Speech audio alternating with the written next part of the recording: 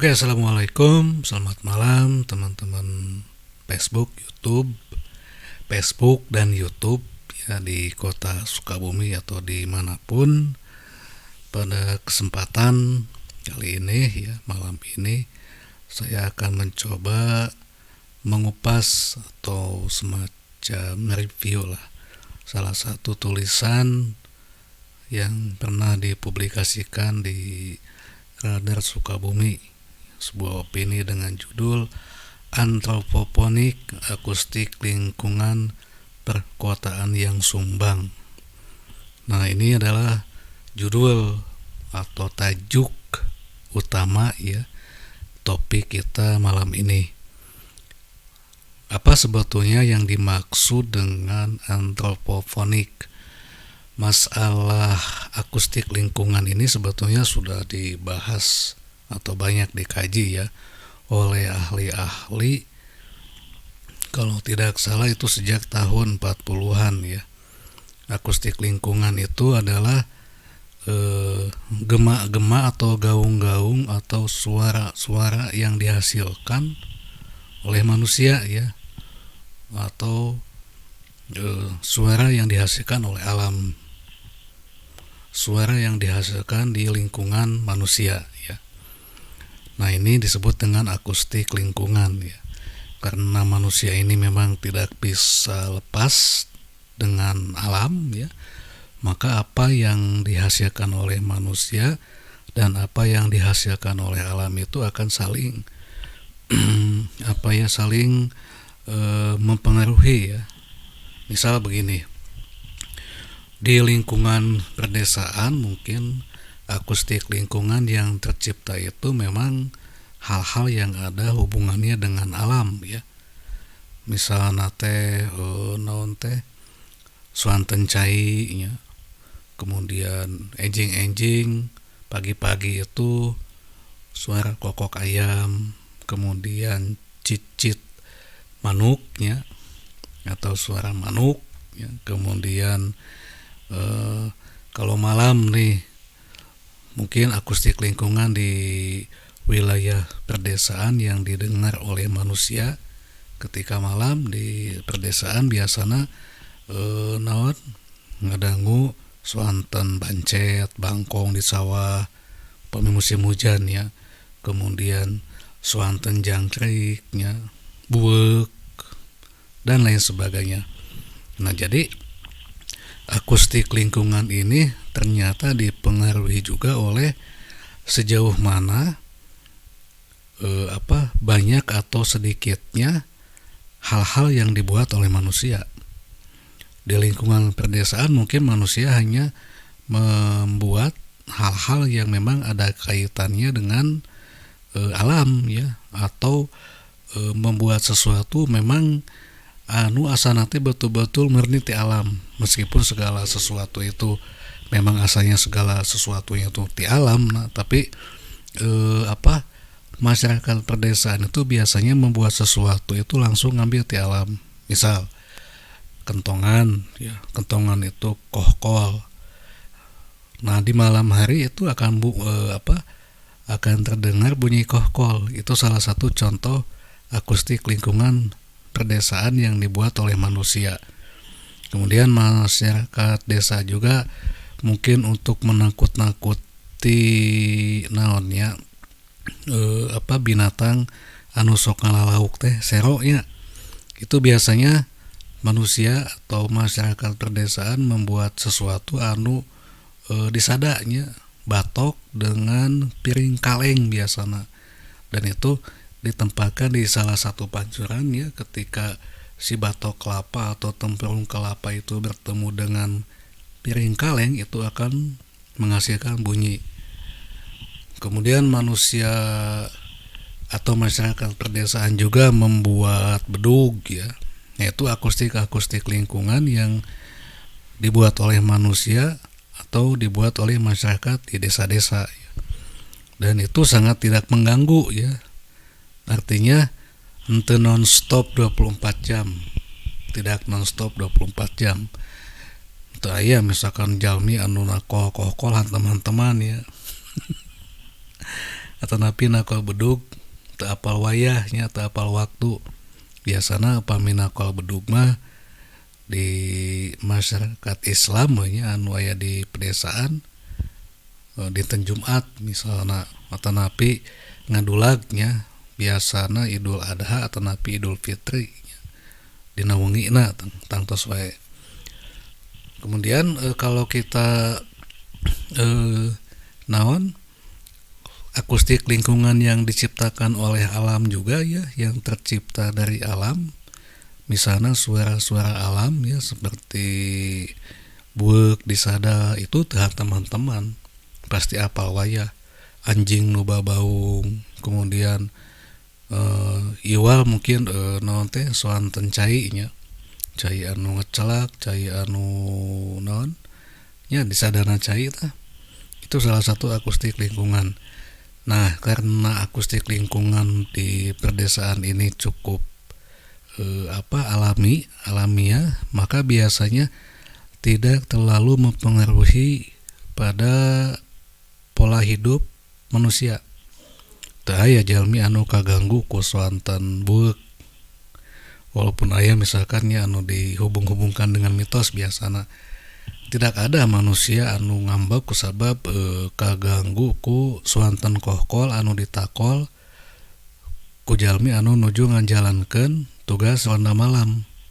Malah anu aya yang haneuteun we. Tah aya di jalmi anu ngambek kusabab malam Idul Adha atanapi Idul Fitri aya nu ngadulag. Nah, ini akustik lingkungan di perdesaan ya. Tidak ada juga ya manusia atau masyarakat desa anu komplain ya kusabab misalnya aya bangkong di sawah di sada. Mal aya ya di masyarakat desa mah. Nah, kita bandingkan dengan manusia masa kini ya. Itu zaman saya waktu kecil ya, akustik lingkungan yang diciptakan oleh alam ini ketika malam tiba itu membentuk satu harmonisasi. Misalnya di sawah nuju usum hujan soanten bangkong reang di sada seolah-olah menjadi naonnya pengiring tidur manusia. Soanten bangkong di sawahnya ketika musim hujan itu seolah-olah ngajajabkeun manusia, ngajajabkeun masyarakat desa supaya enggal bobo. Bisa wae lah upami zaman ayeuna mah disebut pengantar tidurnya. Nah, itu akustik lingkungan yang yang dibuat atau diciptakan di alam ini. Nah, kita menginjak setelah manusia memasuki milenium kedua di mana teknologi, pencapaian teknologi dan informasi semakin maju pesat ya. Kita melihat akustik lingkungan di wilayah perdesaan pun mulai disusupi atau dijejali oleh hal-hal yang memang disebut antropofonik ya. Artinya suara yang memang diciptakan atau terjadi oleh benda-benda yang dibuat oleh manusia. Saya ambil contoh ketika awal abad ke-21 ya, itu manusia mulai menciptakan atau membuat PCD player di mana-mana ya. Bahkan ketika kita memasuki gang-gang sempit yang ada di kampung pun itu masyarakat sudah ada anu nyetel lagu dangdut, aya nu palih dia nyetel lagu naon Sunda, palih dia aya anu nyetel lagu pop, palih dia aya anu nyetel lagu rocknya. Seperti kita saat memasuki dulu ya tahun 2004 itu berjalan di jalan di kota Sukabumi ini ya. Seperti kita sedang jalan-jalan di jalan apa itu teh Ahmad Yani ya. Palih dia aya nu icalan PCD naon dangdut, palih dia aya nu nyetel lagu pop, Melayu dan lain sebagainya. Nah, itu contoh akustik lingkungan yang disebut dengan antropofonik, yaitu swanten-swanten anu memang dibuat atau keluar dari benda-benda yang dibuat oleh manusia. Kadang-kadang memang tak apal wayahnya.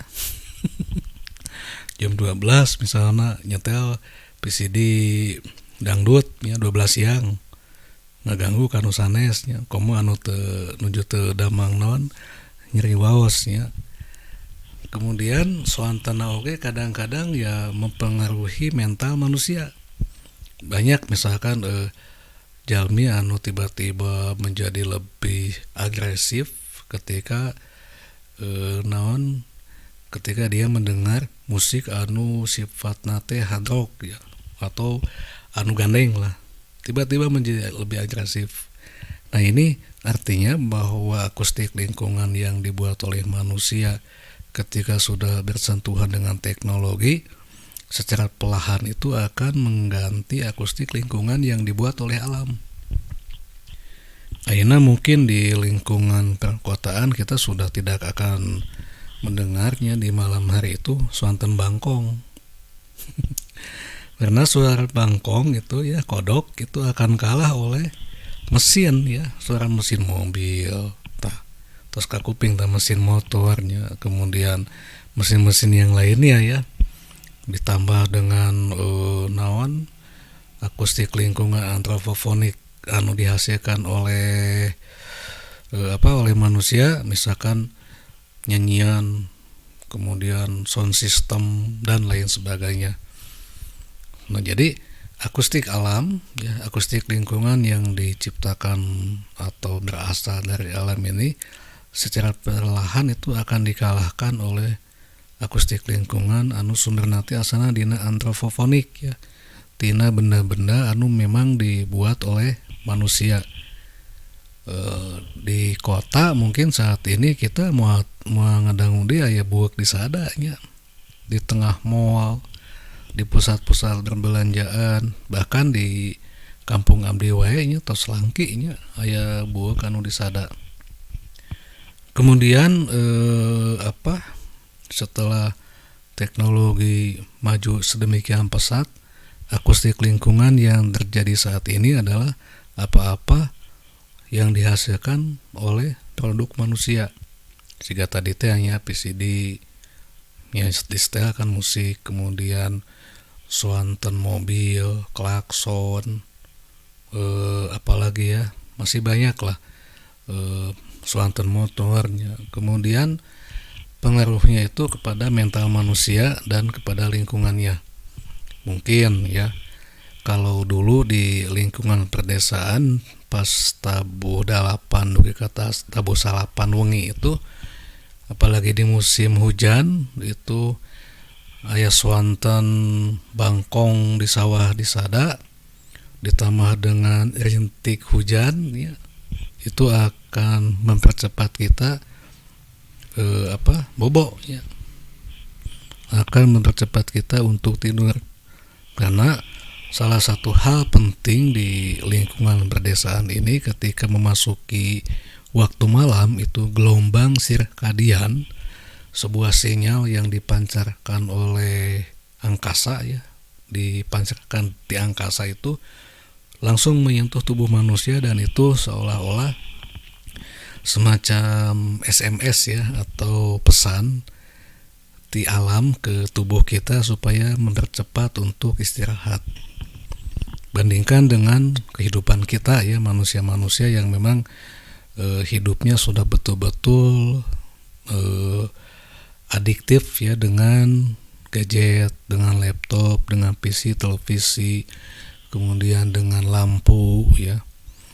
Otomatisnya gelombang sirkadian yang dipancarkan oleh alam yang semestinya itu langsung menyentuh tubuh kita, tubuh manusia, itu akan buyar.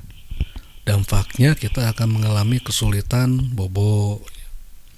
Kedahna bobo teh tabu 8, tabu 8, antukna jadi tabu 12 nya. Kusabab naon? Karena gelombang sirkadian yang dipancarkan oleh alam itu seolah-olah terpendarnya atau kehalangan ku cahaya-cahaya lampu. Bukan hanya gelombang sirkadian sebetulnya yang terhalangi oleh lampu itu ya, termasuk mungkin di wilayah-wilayah perkotaan kita sudah langka sekali ketika musim panas pun di malam hari melihat gemintang di langit ya. Karena apa? Ada yang namanya sky glow ya. Jadi seolah-olah si langit itu tertutup oleh cahaya yang dihasilkan oleh lampu-lampu di atas bumi ini ya. Makanya cahaya bintang yang sebetulnya jutaan tahun yang lalu itu tidak sampai ke bumi karena terhalangi oleh sky glow atau cahaya yang dihasilkan oleh lampu-lampu di atas planet bumi ini ya. Nah, itu salah satu dampak negatif sebetulnya, karena dulu mungkin kita mengingat lagu bintang kecil di langit yang hitam ya. Itu ada bintang kecil ya, kemudian kita tidak lagi bisa melihat. Dulu kalau waktu SD saya ya kan mempelajari tentang rasi bintang ya. Rasi bintang itu gugusan-gugusan bintang.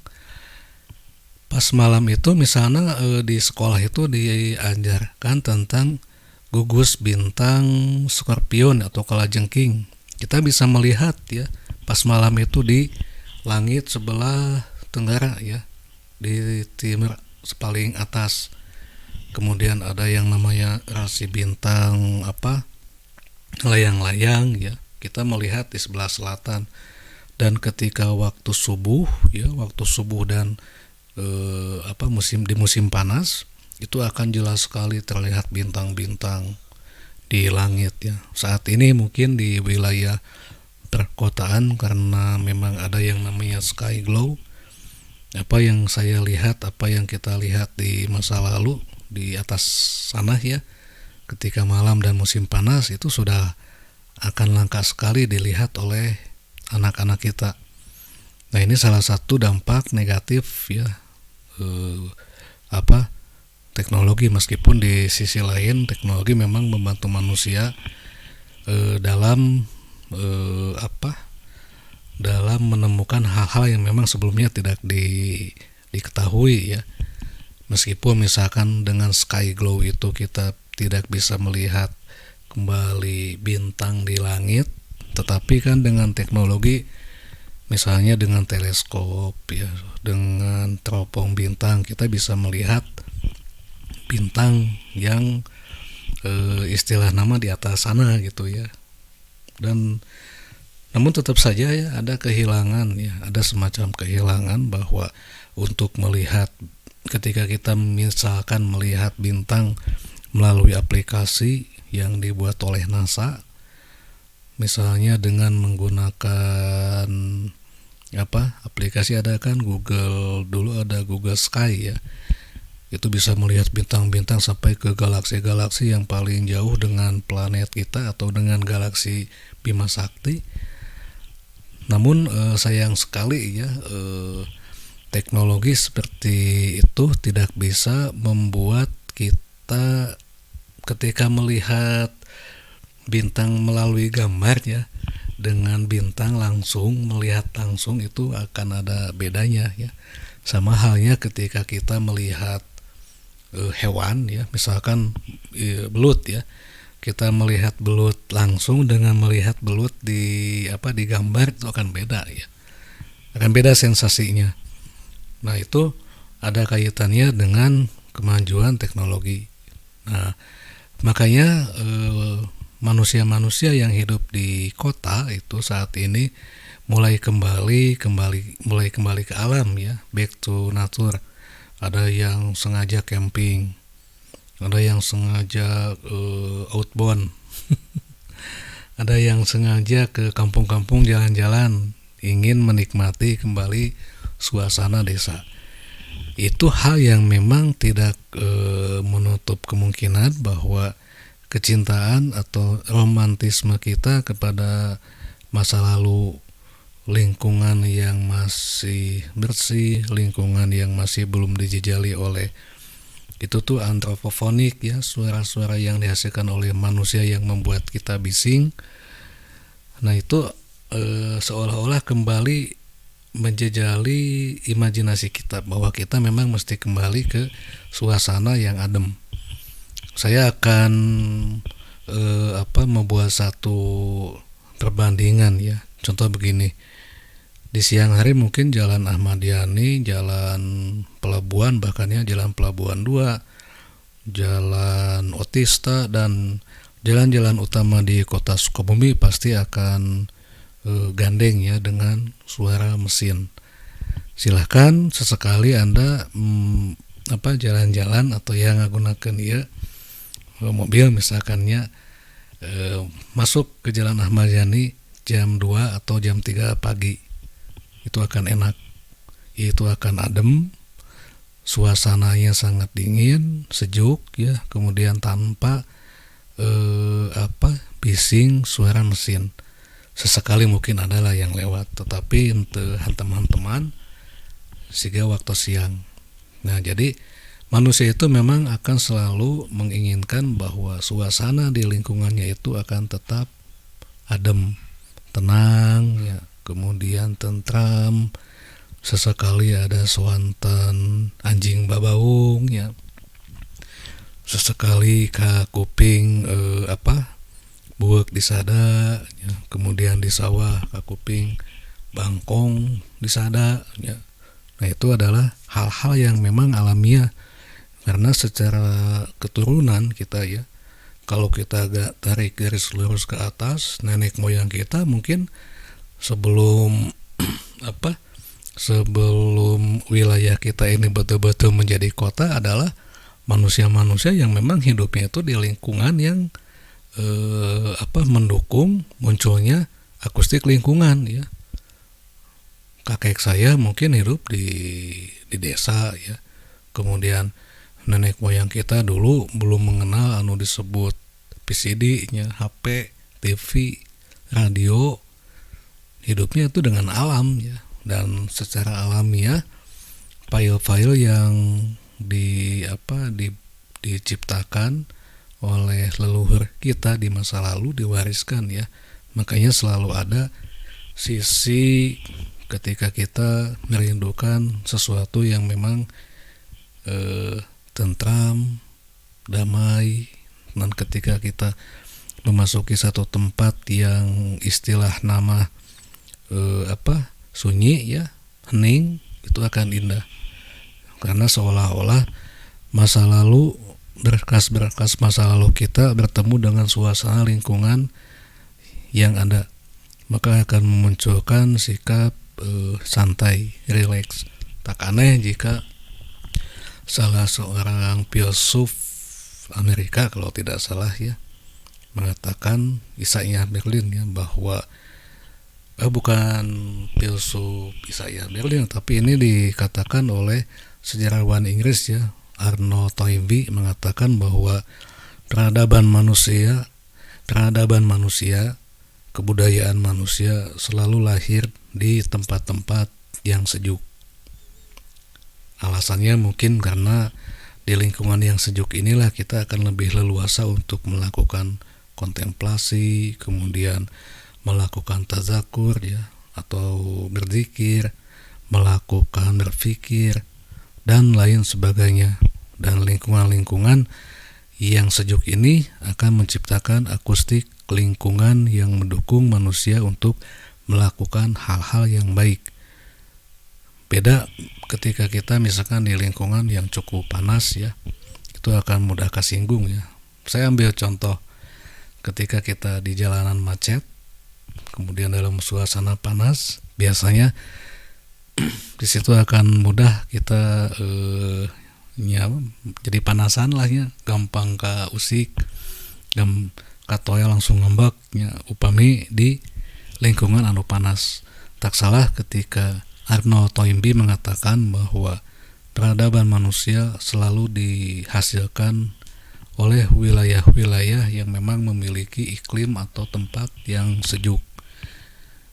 Makanya tak heran ketika manusia menciptakan AC ya, menciptakan pendingin ya, supaya ketika kita melakukan pekerjaan di wilayah yang di tempat yang dingin ini akan lebih leluasa bandingkan ketika kita melakukan satu tugas ya, atau pekerjaan di tempat yang cukup panas ya, itu akan tidak nyaman. Nah begitu ya, jadi Selain akustik lingkungan yang diciptakan oleh manusia berupa antropofonik, apa yang dihasilkan oleh manusia, teknologi dan kemajuannya itu ternyata tidak selalu berdampak baik bagi manusia. Justru menjadi sesuatu yang secara perlahan itu akan membawa manusia pada penyakit, kemusnahan dan lain sebagainya. Dulu mungkin manusia banyak yang meninggal disebabkan oleh penyakit, kemudian disebabkan juga oleh kekurangan pangan ya, disebabkan juga oleh konflik. Namun di saat ini justru manusia diancam oleh apa yang dihasilkan oleh manusia sendiri, termasuk makanan ya. Makanan yang dibuat oleh manusia itu saat ini bisa saja menjadi ancaman. Sampai ada ulah lo bating ngadang ieu cenah ngadang anu ya, karena akan mengakibatkan ini. Nah, seperti itu ya, teman-teman, sahabat-sahabat Facebook dan YouTube. Mudah-mudahan apa yang saya sampaikan ini ada hikmah dan manfaatnya. Oke, demikian. Wassalamualaikum. Selamat malam.